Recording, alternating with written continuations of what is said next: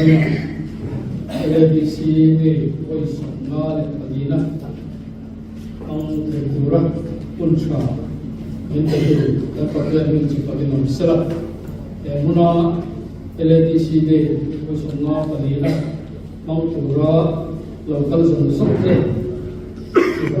LDC ni kabuchiru ani LDC de hi kumdam chuan natang thongna te ti finance te dengan chuan ren cha angin hun kan hong thina kumina ro chuan executive committee takina ngai tuwa ni hi athian mong som na kan don chuwa te le wai le wai le kan chal som so te lo tu soina le a soina dila chote no hum man churi sira ati angin hoina hian yang pun suka mengandung ani dan ruang kan nama salah cuman kan office kita zola son we come to ba and was at the book kan office ya amaro chu dan oga ni pun ruang kan program ni we lai ho la zo dan mang ni dona ko de pasala ini kan man tu yang du sakna in zabai kaman chu ani hoina local of zong de zana chibai to chuwa to the role chuan hoina country attract to LDC kan le mina turata na khale sung lo thwa kai to pa antu an fa de hoini mi ta na antu lo ka tu LDC Kimnas District Council kan le mina turata na an thina zong lo pe tu te wena hian sama chibai kan bu bo ani wena hian kan hun man ban tu program sit kha athen chon in nei amar athen kan nei lo ne ya zong koi de kan soyama turta re lo te hian zai bo kali ke bi ke assembly kan opening song like opening section so manu chua devotion le drum le nam ta na trong trai won na kan ne nga devotion hi relate lot ma yan among nga trong trai won na ko hi min kai choi dal do ani so manu chua Council of Zola Chief Executive Member and again so na ngai ta nga Nusul solo mula pada sampai hasil dan mengenai sesuatu jotil te kan nak untuk itu kan ni ama itu Joseph login ke dia login official ini kai suai tahun ini sebenarnya jotil suai nah pun kan mengenai usia mantap chairman LDC pun ada mengenai menuan solo kalau sakit dan lagi mengenai karya Sebenarnya cuman soina fu sang belum awal si chief executive member ni natagin tangai tare ko anga menurut cuman zai po te som lenga like assembly ko menurut cuman mal som nei program nei lal maya live dan program chi do ani tuna program nei lal maya evolution tentang tule kai do nate Long kita pun tulis bersama.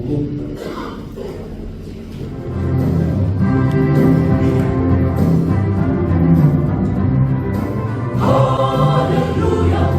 Hallelujah, Hallelujah, Hallelujah, Hallelujah, Hallelujah, Hallelujah, Hallelujah, Hallelujah, Hallelujah.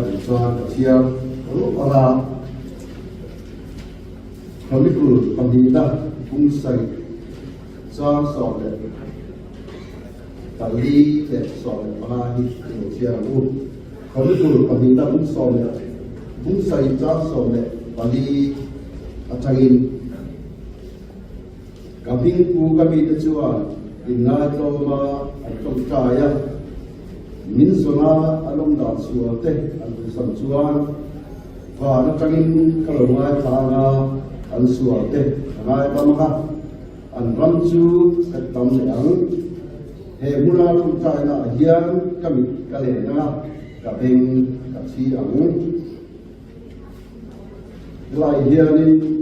ei Solomona na temple asa dua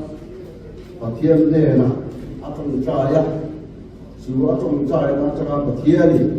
arom sam na le tu arom ti na tu ania tu na kan chia ka kan chia ti makan bu chu kan ram tam na tu ki a om re ga ni la hian kan hian a mo ko tin ka hi a kan ram tam na tu hi kan ku ta hian a om re mai a chu in ngai to ba kan sual te si ba chu pha choya pathian ne kan trong trai chuan kan ram at dam le ang ti kha lai cha hian chiang takin ani Israel fa yan sual masa tak in pathian da an bo chi a chuan Solomonan chu tempula han sa zawa ami sual ta be maya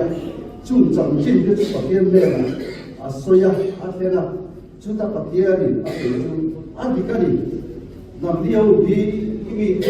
Israel di suala in kolwa kada in bo chia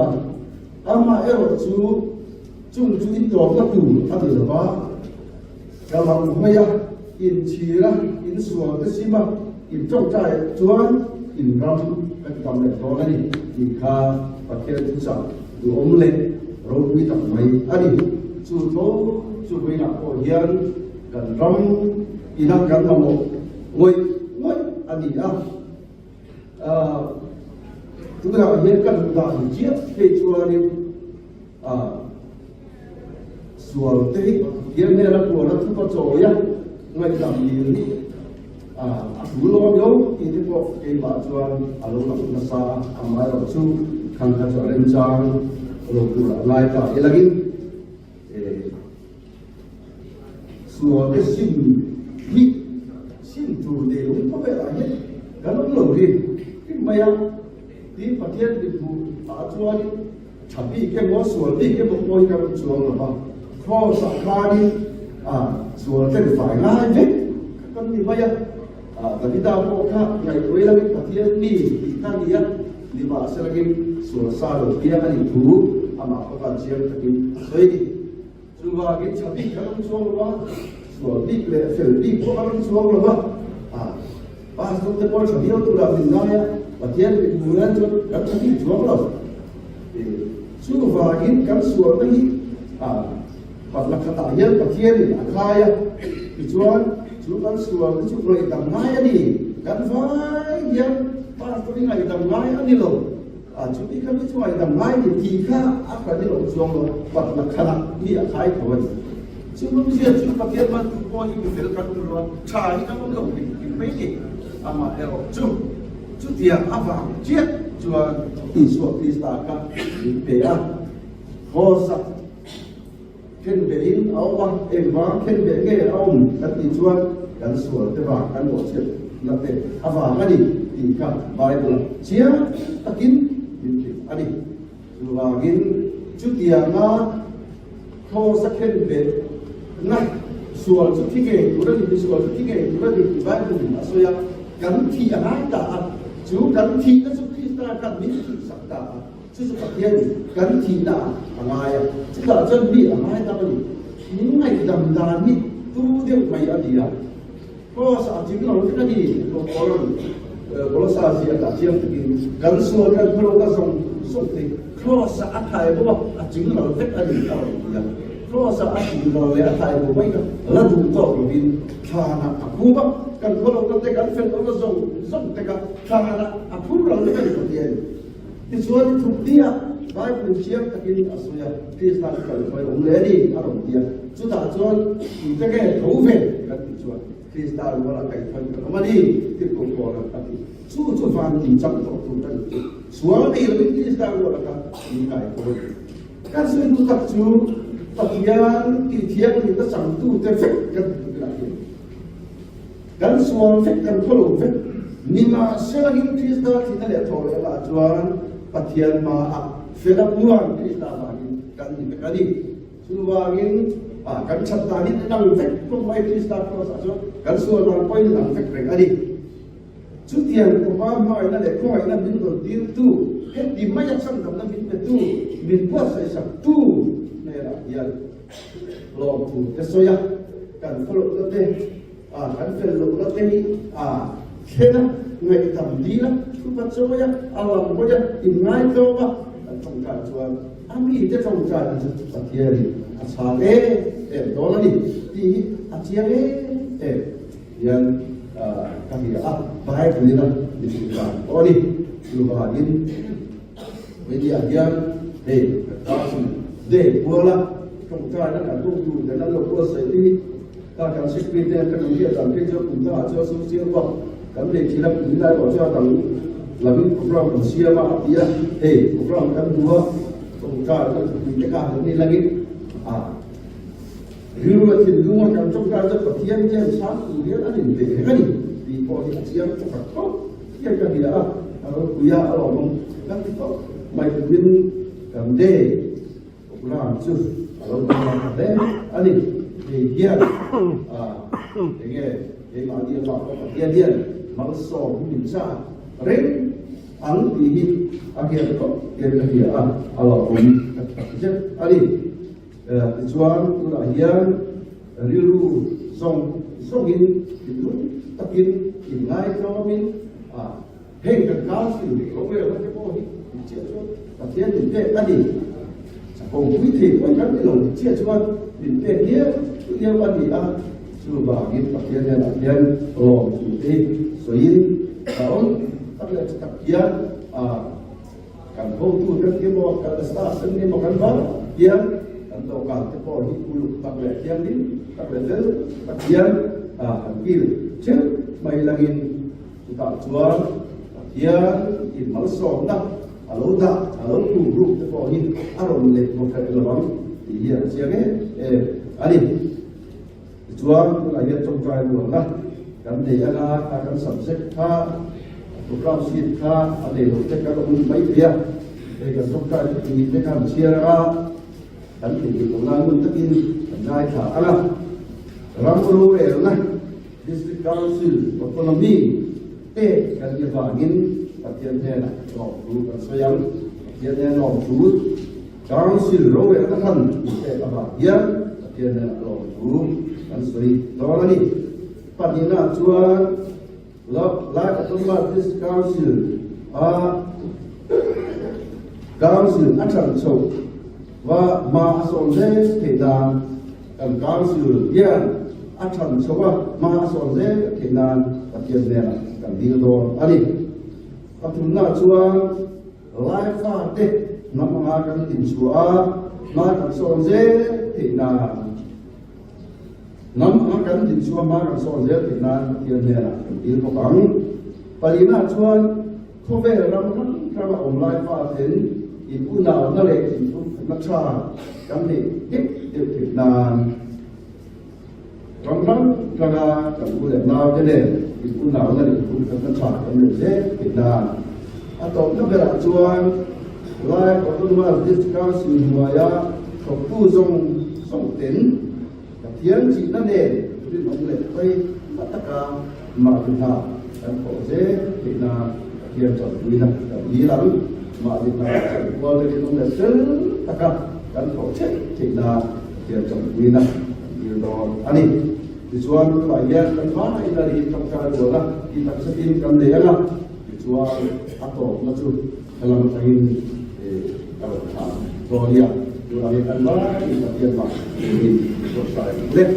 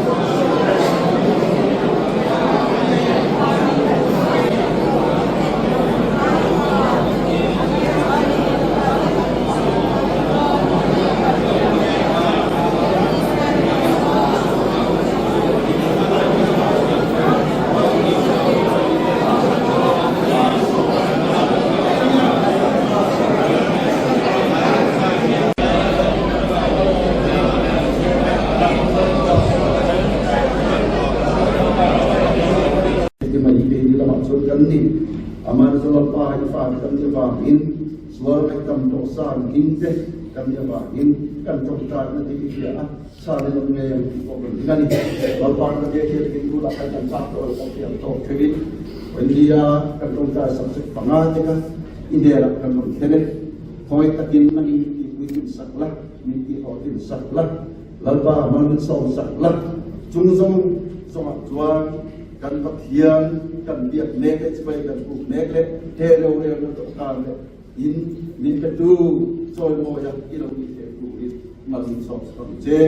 la di suwa pista ki ni la je amen LADC Day was unal kali na by the ule nun se man saktu every islam maya le zai pol education required in amun bin kai koi to who la Tanzara and executive secretary elect district council la office holder puno tatte an officers tele official te zabari chibai abu chewa moina hian karil watil tamta auma reid soi hi kacha yawa mai ro moini he la program uma tatnaya Anman boy khatna deu nim ka dia sami somatan atamban MDC nin district council ay member following the dinga kumi nuwa tanga ka mai suin formal ka ta dia kan man ni alo mu mali ka tia wa boy ni ay ki program kan ni na sante kan executive te is all of the rule Patian itu soi ni kerja lom na tura lom dan siap lagi apa yang mau district council tanda ini ansia angde mana cuba porte tunlaju siap lagi mungkin dia kerja de MM China kan gaya China koi Saukar nama mulutu, kapon tu buat tu ni lah sila. A ground level situation nak sesuai tu. Koi department maklum lagi lo tu kan. Lain tu mas district council kan ni tak bala. Kabiya asingter lo kanan ni tehi. Apan tu ramru rela kan dia. Kay mati di nangkung te vong nunga kan pipu te nun huile nun nangoy te choy nun tharak ni tuya ro rel na dokan chung lamin ram huay tu te kal tamamin an pe te kan chewe da nam train khat chuan an ita an ot noi ani atam lamzo chamak mutu ni sela life ati India lama cekte omza ti anin ngai botai na nuai so pokan tingno nuai khat pokan ting mang na bani ka ngai botai anu ku ki hote voin theng in silai ne anram egin otala imrel bolna kan an nei theina turin tisen le nu na insa nge lo ro life ati inge kan dang long na le kan sing viau si lo Patien tu kan moi kan eme chuang pon na mo si lo Central Sokar tu saturin Hindu ko kan ni bok si lo engwange nam te ni ka nam anga kan din chuwa ve de ka tura ro re na kan nei le ite karil mo ka ngai ko re chi ni chu thil na bo khe mang lo le ngai to mia lo bio manga voin nia kan hol zi te kan chu na ala ruak te hi chu thin lunga hian soi cha soi lo ta na poi lo bok chi ông chịu ấy zone na sati anh lo bani à kan na hi rombo nani ram rombo nani nam rombo nani pathian rombo nani kan council tu pui te yen te service to God is service to man ka chenom pa ka veng pa ka khopa ta na enge mokati pathian rombo nani lo munan maya he office tu nei na pathian ina min pe kan nam min tum din na tu ra na mak ta ka kan nei kan lo manga kan lo ngai ni chuan ha kan in ti vi ba thok tam kan in ti le lo lem kan in ti chang ke tam de lo pathian tu baril lo lo ta na lali suwa ko ve la le mai ka mari le mar thi ne na apakala pakhat be ron bola boye me la in pakhat ka lali suwa ke pula lali suwa tu ke ngai ka ma chuta lali suwan asoi ka ka ngai tu thina lali suwa ron bol ve riawa ai ke ka chuan mar thi ka ha ai ye em engi motive riawa ka ai riat na pa le ti tha riawa ai riat na tam na chuan alai zon nu mari ka thi ka chutia hun chi chu ni theli enge motiver riawa in ngai na thing lung tang chuan kan bo te kan tlem du kho office te po hi ni nom tak ti ma riawa ni ka fan di lo thil tam taki ngai tu ma ti boi ni la li suan na pian le ka kan thil ngai tu da na hi tha ka chu le ni he nam ni ke ma wa na enge mo ti ta la go na ni ke na tu rin elai do ka ni pathian ni o tu te kan ta ni min lo ti na ni ti zong ya ni ngai tu ti mo tin social media ve la district council prop jiate afel lo jiate kan soi hi bu mon po na nge thok tu te nge ina in han sel pe chu mani mong in di na la ki po hi aum lo mo ti ngai tu ngai ka ya asiam thatu tu ri na siam that tu man nge ka afel lo na lai por chu hi thil di kan don ni nupa kan mo man chung ko kan dina kan chung ko fel lo tu te nge chenon ko ve la tha au pui ngai pa kan di chuan nu kan di chuan fa te fel lo na te nu pui te fel lo na te hi pasal te fel lo na te hi chenon te ri lo bin pin dan rila a fel na du zo kan nei ko chi la ni chu nei turil bu om da na mi kual thin lung bua he district council hi kan eng kola kan thopala mo din na cho kan mang no la ni chuan a fel lo na lai pir chuan te hi kan chu dui ber ania amai ro chu foi ne kan trong trai chu pui ngai tu te kan ho tu te ngun takin an mai tua ram ro re na pe kan nia wa na lo tu soi na ni kan cham te hi district council kan ne wa ma lo na hi kan thin luan ma tuai tu ni se ti hi kan ho tu ten kan du ni competitive exam zong in ti do ni la voin ni an tuai tel ni ko lo te hi in ni bu ka an ngai ko te tin chi ki ang bokin voin ni a office holder politician te hi district council hi nei lo kai la enge kan din kum niang le ruling le opposition la madilo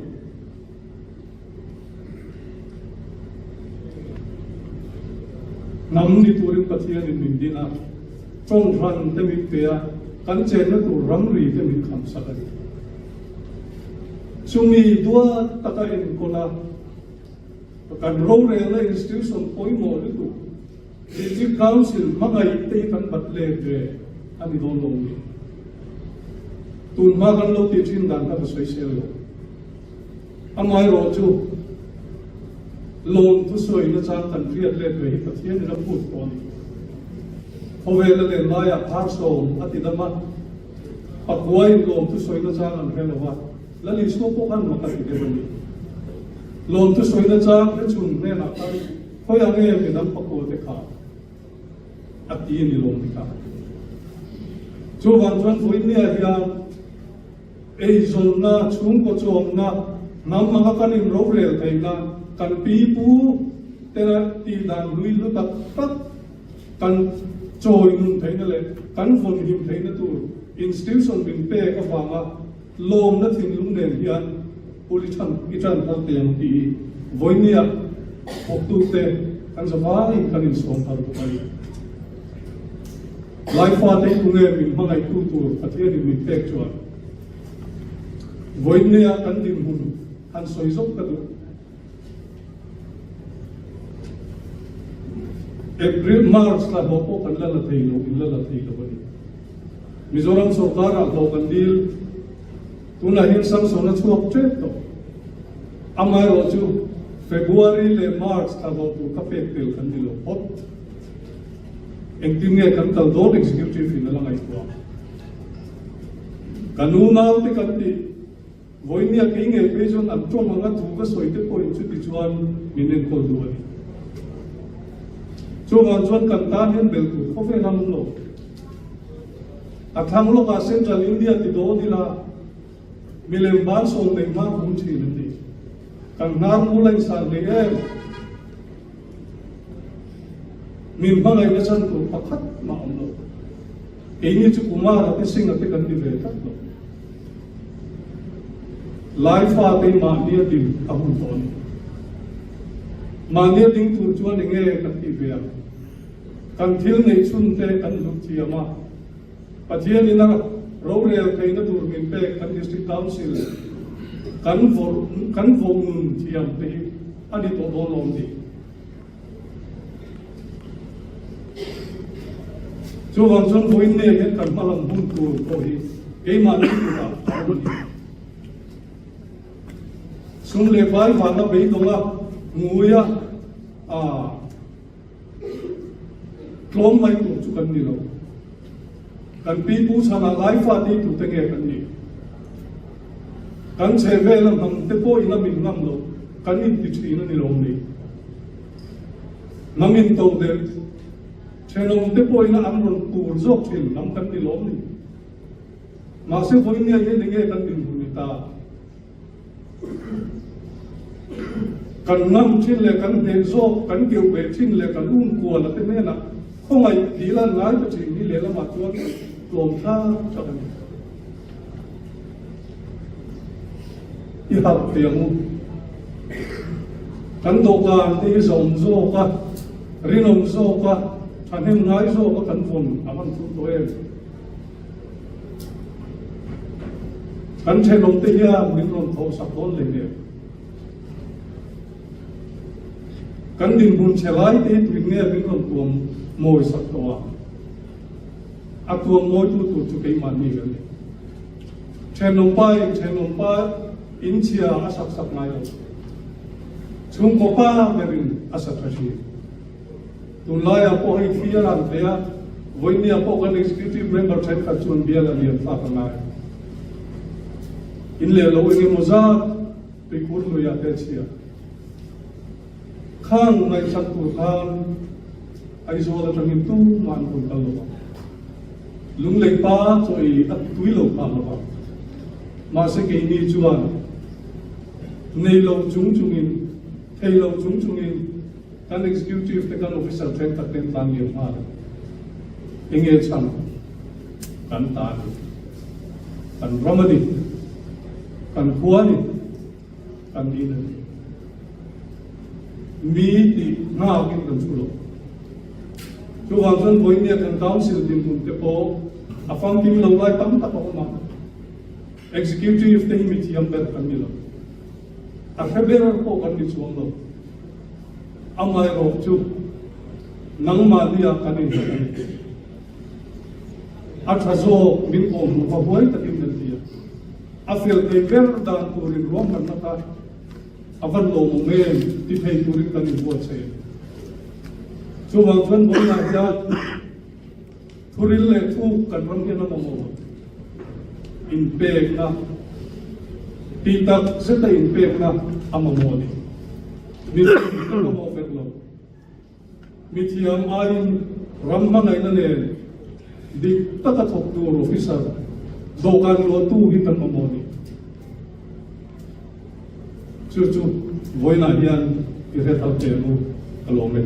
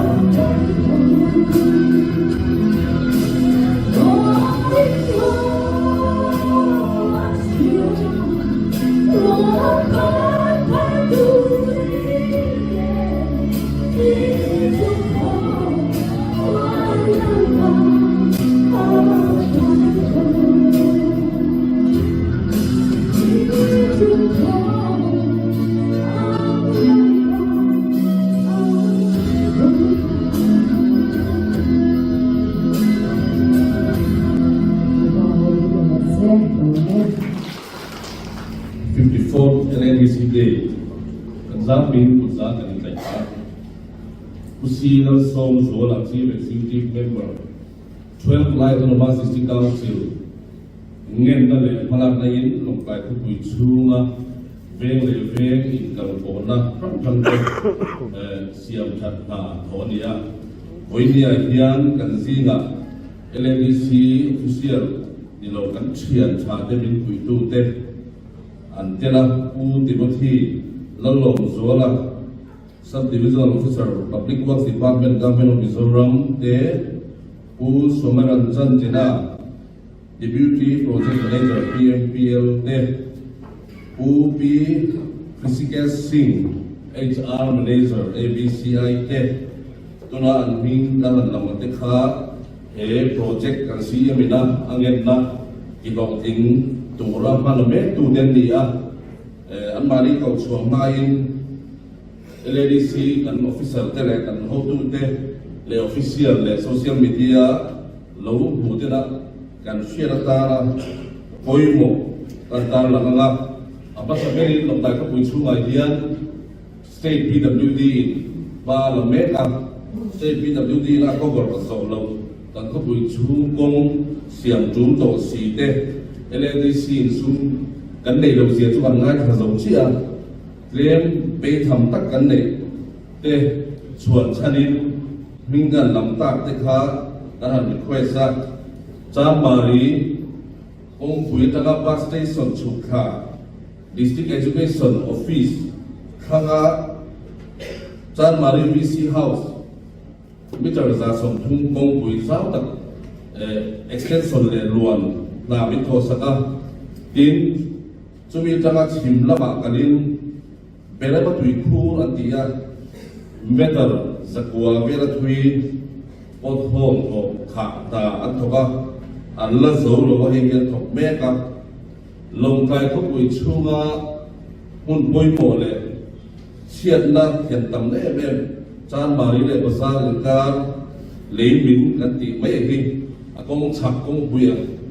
siam na mi tho saka hi metal sa bela tui ni boka Dichuan AOC Mizo Fet Pam Atanga District Hospital Approach Road Widening Te Kasi Ngen Lain Anthok Boka LDC Alin Sum Kan Nero Bangin An Motor Tinun Natu Atui Man Leeng Motem Ba An Mani Hian CM Pui Durin An Staff Te An Call Te Min Matira Hetia official siap di dalam lawang hansom yang sengat cuan tuna kan si mina angin na atau zomi cuan atau angsa le mau hi kontrak kereta hat cuan kor kan itu ating mayang di hi anmani official nama tengah minsil dan ania ini hian LDC kan pun poi mo tak hian si min di antara tidak tamne lo masela Lom na joy boy na memento han ve lim tri madu wangin ani hi kan song ani chuan khoi takin uti mo thia lo suak sela hala hian ka pulai lo ting se ama anung sui chi khan someran jan DPM lo suak pe kok sela chuan sikes sing kan lama te kha PWD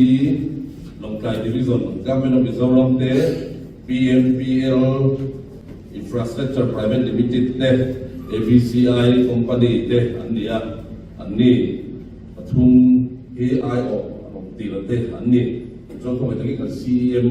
lai lo so pe ko sela kan asa te khani ai don da na me to kan kan kan siam kan CM ke lo pe se lo la me don ni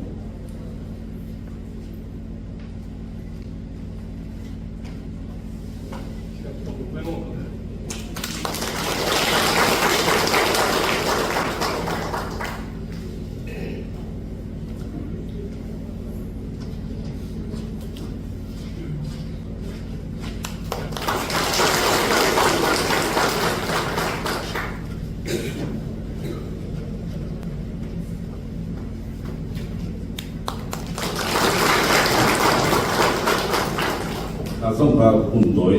il pe tan na kun kan pan te chu le lo me Chairman, LADC dan Executive Secretary Tulsi le Changsat akan itu Reverend S. Lemai le Jakami CM U Sila Somsua le Atun Pini EM na le Tusunil officer le staff na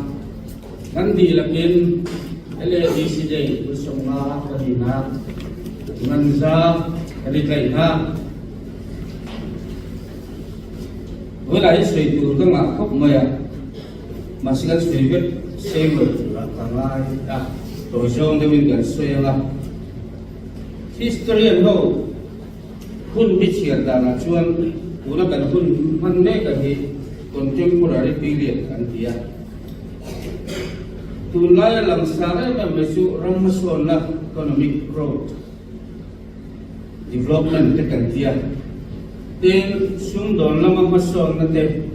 science and technology lama mason na te ram in kung pai le insertion globalization anti te information technology le media mason na te ahi anasa endem to kini life te hi te kan dia upai la ui humsa anti kan dia Sudah cung pasien kumai na bangin lai boy en la regional council adin don kan di organization sang sebosom sari pati anaya sungi chuan district council pathum adin chuaka kan huai tu masa leilung changto song te voina LADC dei hui somnga palina yan sana chibe kabuka leilung na changlo na dam te po sana chibe kabu ani ram te namang te chang chou tu hian hilpoi mo tak ka oma pakhat na chuan ram nei dan thung siam that le han chang kai a hi apoi mo khúc mai ka tia chu sa tong chuan le reform an tia when we here district council kan ni chan thira ta lai district council area zin te hian in mullo ram buan ram fello awanga buaina tamen emaya katong we hiam mai theya in lo sa thiamula council kan nei chan thira ta chin fel nei thelo ram buai hi ana sa emani amaro chu matsong nei na hin chu awangin sohit wa te le fildan tula he revenue department ni digitize turin wa ala chan mek do ni ten asiata ram maso na kung sabi som papuana kan US ram lo din suwa a man so na venni khana super power an ni na chan na hi len form an kan puya hausa tena ramen ko sen lo an nei an chu saka mir thei tena en ko thei turen ram an sem saya chu ti an chuan an de chu lo kunga vendi hi an theng ani chu wangin helama hian council ngatan kan la thar atul le hian la kan nei ani pandina kan chuang good governance kan tia in rel bol na tha ti hi chong kamin gan sui phong thina he thila hi mi zo tong in thil fia don tai la digna tun din ti hi ni mai o me ka tia mi dik te nan digna chan vo an chan na mun sarkar mi dik lo te chu eng din bula ko ding se an thu to khem na pe ngam sarkar a hi helai district council a hin kan nei ka hun to din ka ya chu nam mga kan him ve na tur po ano re thi jok te khai chu ka e jun na tha siam saka chan chu na la he e sarkar hian atun ber ni se chuan ve ni ta tiang nei ve kan om ari lo ka ni ten he good governance sahian ram foi tu le mi in kung khai na chutak aum durania voinia kanlan dani chon sarkar na thokle politician in kung khai na chi hi atha kanin kara in ma ke pom lem loba ma se kan ban pha mi pui te kan ban sia thung ni hian ala mani chu tak chu good governance sa chuan ram voi tu sarkar na thokle mi pui tho ho ra tha in kung khai na tha aum chuan he ram hian sak takin ma so lam ti hi be si na sang tak ani ani tin sarkar ka chuan template naตัวรูปตุกเต็มดานเนดูลปัลจูตาบัวเชียตลังสาตักตักเต็มจุดเดียงอังจุอันเล็กเวลวะวันนี้คงปุยชากันในเทเลชันกันสวยปุยคนเจ็กตัวเล็กสัปลายอันเป็นชูนบุปผาเล็กกันหินงำสีเรากันทีงำสีเราอินเลี้ยบอลเชียตะวางอ่ะคุณหัศกันโตเมอันนี้เห็นสมสมาธิอินเรียลโบลชาชวนทุกวัยเอาเทียบเทียบกันอยู่ชุดเทียบกันทิ้งงำอาชุกางศิลาเห็นกันมาหมดนิ่มกันเสียอันนี้เต็มกันกางศิลเสียชะลาวแบบชุกระสวยดอนอับวบจนก็ไม่รู้ตูเตโมอีเอ็มโมซีเอ็มโมเจลเมนโมเฮลายา NDC เดมกันสูงเตอันโลกเวต้าตะวางะรวมตามกับเวียวที่กันน้องเทียมจู่อินเรียลโบลเชียนะที่นั่นนี่จู่วางจู่ส่งจู่อันโลกปาลาดิชวนเรื่องรุสิเซลอุตุรินวันนี้เห็นใจจ้าอันนี้เดินกันไงท่าตากันทางเฮกังสิลในตู้เฮอสรคันกับเตหินนี่วันนี้กันน้องดาราชวนในตุริลูปักขัดมากันนี่ไอโซกันสินะโฮเทลกันเสนะกันน้องโนละชุดเทียงอังเวลดุนชุดเดียเสร็จละไอ้มาไม่มาละกันนี่ในตุริลูชวนคอร์รัปชันinมุนักจังหรือว่าทิลชาลบินมุนักจังหรือว่าอดีตจุดดิกโลจุดดิกโลawar jo war dung ti nakal thi ani chu wangen thok tu zong te ni chu politician kan ni naktuk nakiba kan thamai don the office luang na tu nei tu tak chu an thok tu te ni na ye te garom lo ba alien garom lo ba mi nan na kari nom taka at ni na zo nang le aken kel langa at ho chon na raum ani chu pathian wal som dum na ko ani voine ya nei turil ru puthat turin ga in sa nei turil ru chon a chia om thelowa tei ma nei awum ju ya thak nei ve atuma in rem nei na kai huaya chu pathian wal som dum na le he council ma son na tu le kan dang le nam in bun ge na tu man tua ta na trong kai tak ani adot le ka soi du chu administrative reform te education reform te legislative reform kan ngai kan department rang ani reform vet ngai in siam chat in tuai thar kan ngai tuna kan ni nang ang kan kala ni chuan pathian kan som na dong tla in kan lo ni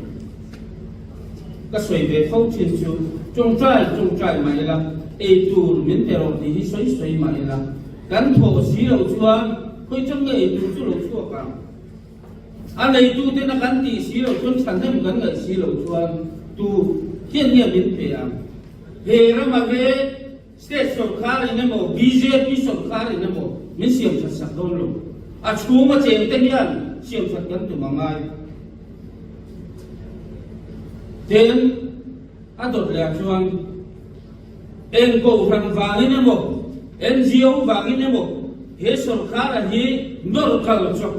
sorkara ni puro ni lo ati tur diktar leri nom takin fel takin hoisen takin langtang takin akal bui tur ni tihi matok tu te pon ni tiasa kadu an ram ruai tu tha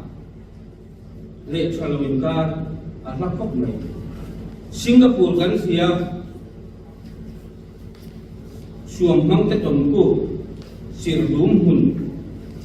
no chi zuara sorkar kar la zuara na mun te nom de ni chin sabi so ni na vela chu tiang ang anum mek la chuan khoi tu fel tak li puan ya khoi na noya voi le hian Singapore chuan ke tak mason na ania hun rei lo te sungin corruption mun lo na rama achua ko vela ram chang kan ker chingni ani me ani ten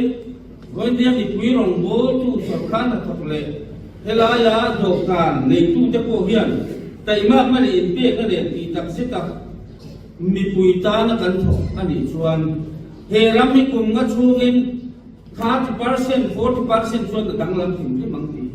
ke ma chuan bai se na sam ka nei chu ke ma ni chwa a om ti hi se ila hey rel ko ma lo chua don nai an tian soi soya ram ni puita po kan in buat sei chan a hunin ka hia kan working culture hi kan tha ngai tum lai su kan mun huna ka fai em maya sei chua ka dua ram ni puita po an lo hirin ka ringa thingkang pa in khaden ke si za thum ve so thinga thar chuan nga ka duaya kan ngaya sil char lama vai hu tan an di sil man phon lo koi kui thamani a khua hian kan leilung te he leilung thiam ho zir tiri la sum a leitu ni loven sum adong chu ni ve theitura a krupi zimemo a khua ne mo na tho kan in zir tir amai boi pui tham le thon chua tham tak taka ril ru kan se na ram mi thi te hian te ima kan chua le chua angai ne chu kam silang po hian o chuira tha ati khop maya tu na kan dal dan bek ki chuan mi pakhatin bal nga po nga viau ma sila ilai tu chu po min chom mang lo ni chu kan din bu na ni bangin re thei boy sen hi lo wa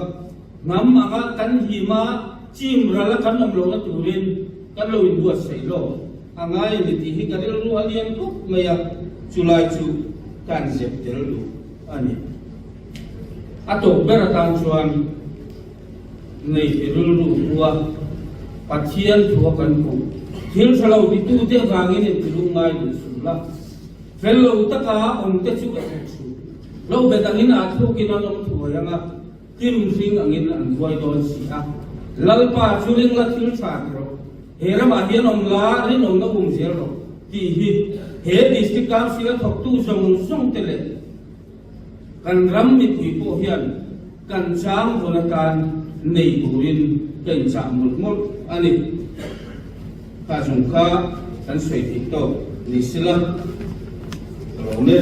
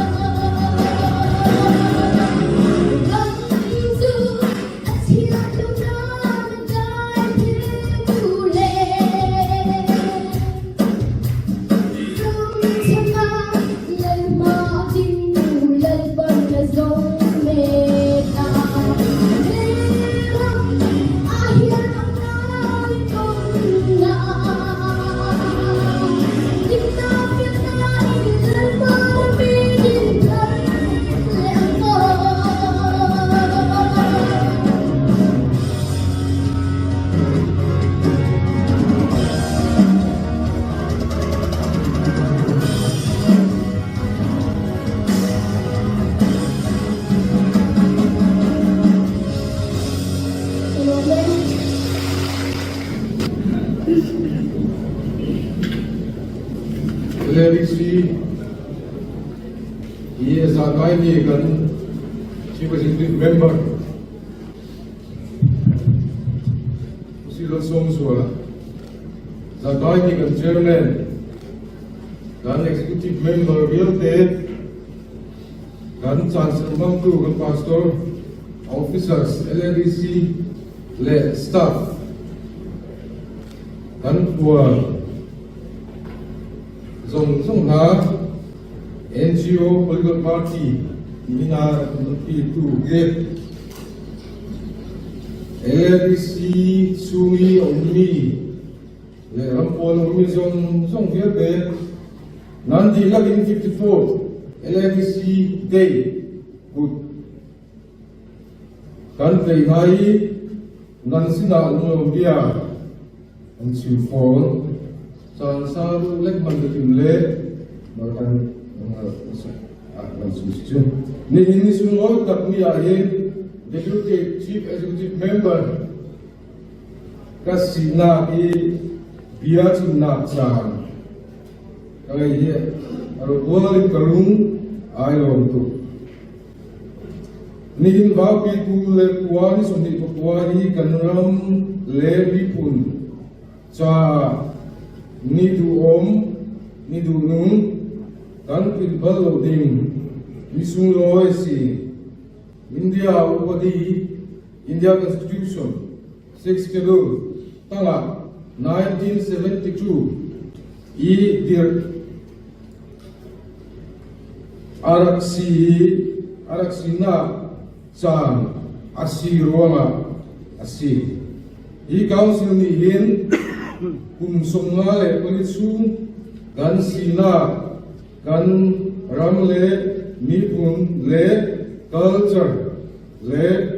ruachna angai mi vial te na kha cha den ankan room ren viet chang LADC day calendar archies so men silo India choza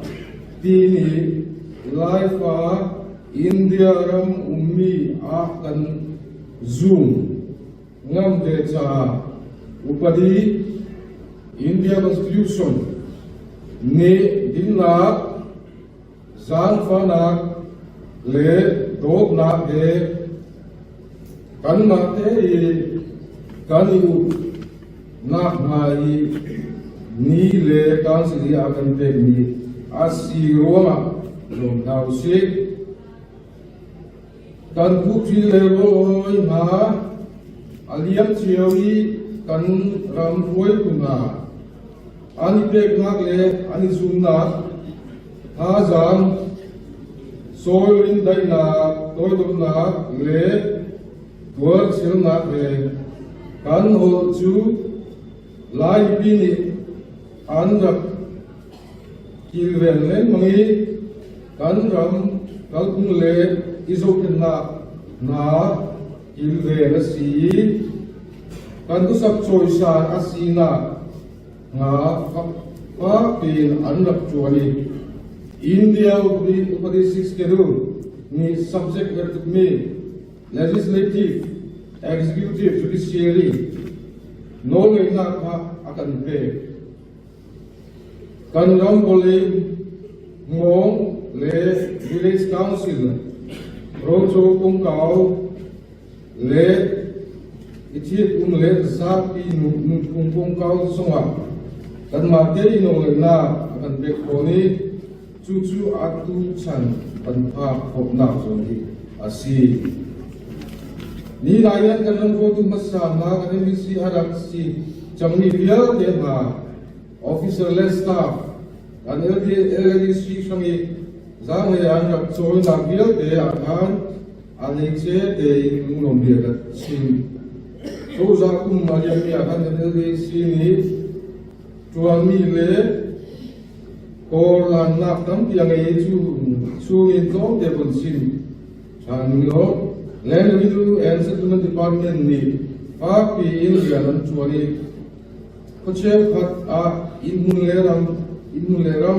angai romi sina an pek ma ram nei kong kau survey in ram buat tam pi chin fel asi so za siang tam pi chu council LDC ni atho repair chak nai ahermi na pe ansi ngai zo an achat minten an pai sanai siang repair lag le ahermi to wa man gam ti chon na ka fa pin ka lani zuami siang ki pa lai cha chon ter tin asi lai ho tiam din kan siang hak siana fa pi chon ter kan dim asi ko chule di si chojani in lai ho ilwen tu na I war chin deu ai suami kar na ai mi tin asi kan ni pun lam dance upadi kasum lo kaban tukha na hi un ve ni a than su na tinga a ran zel kan ni tim kan ni kun su sak ti kan ram le mi phun dam na asi ti ha phil chim na la se kan district sum patam pi e lam le su a thalo man dam na le a ka kan man her Chatiam tu jalian tuan lo antam luar sung khar kipa boina atin tu jalian tuan kan si bantuin dan hazang le ona pa pin te chiu na usilo tu jalian ni akin ni asi bantuin au man lor big nge lovin zoom okta in tuan chiu hause tu dia silo ajun sa pi ni kan ma zoom okta kasi na anu mulai lo ni si run ve le dik le trai akal to na le za bi chai ibo chun ta kasi na pa pin parla lai kan tuan se ko lai ni si jai sam ni suni por bai moi tin patun kan le mai hi na se pakat na ga chu integrity life kan si ko na in India ram chu Mizoram ummi kan si kar landing le thang chu din central leste chu sa he chuan china tha kan le her chu lo si lo in kan ADC hoi MADC and CADC ezon una kan si ban tu bin kan chuan chi kan ko chon ngai di long ka district chu ummi mi phun khat nu ko khat i thei thiam na he khwa kan sak chi thiam zong kan he ko kan ram le mi phun tam la ding asia chun politics kan kal pi ning zong hi ali her thiam hau apa di na ka chun kan mi phun le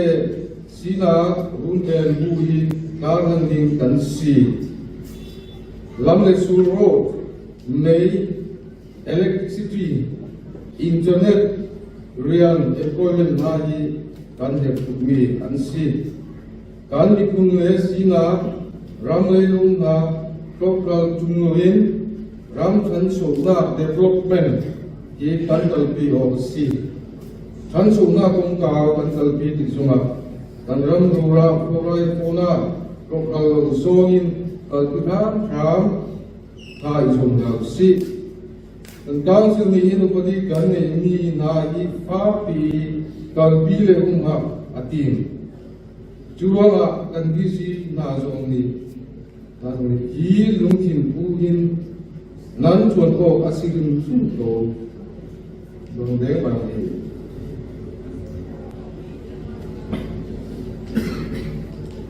apa tunna ga chun lam kan so ka transfer to government FDAIS and SDR atui kalkulio cuma asi joza kam lo siloin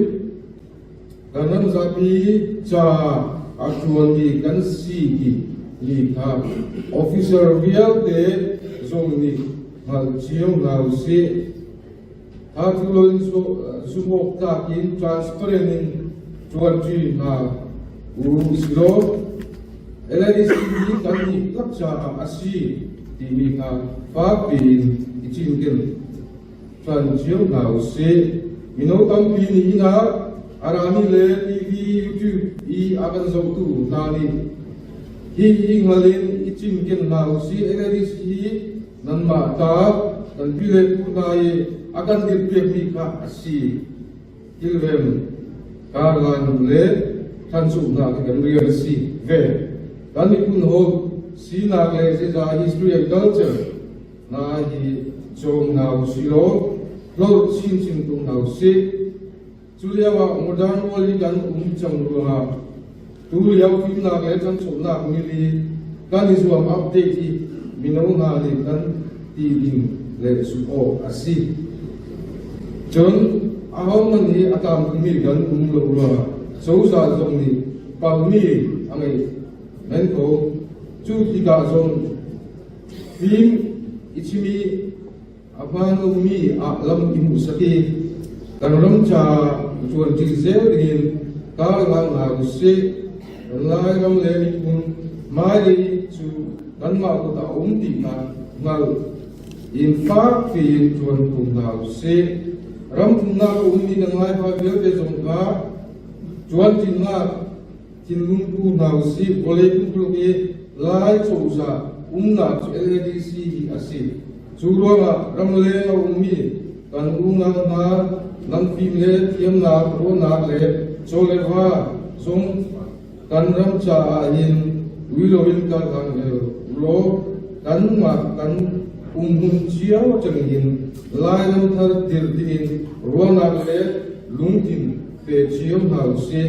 kan NGOs trifa ku lai nam ni pi le ris pi pe na nangma telo chun kan ram kan puwa kan chu zahin akal ko lo rim lo kan zau chun mi nan se nan telo chun LDC akal kim lo lo richi do na le ni kun rum ve na zuma chuan tin zel dingin kan som na e kan chan ro chun kan ram ni hin mui mai thar a mu rim la ti ka sum LDC ni kum sunga ko ni kan man kan dia hin akum chun asna atamai jong asimen ko siman so minu I ita chun a chon kan chon leu te siding ni churo la LDC ni hin mai le ya mui tim ni athang chu se lai kan kang sil chan che chu aliam chiu ni chan tha asilo wen ko atua hin kan mai le ya acheu ni chan kan nge ni na hin kan ram cha de kam ngai na si mai chu ni ra to protect our autonomy with responsibility, to serve our people with honesty, and to build a land where tradition and progress work together. This is Kanbekam say. May God, the Lord of the District Council, God bless Lairam Thailong.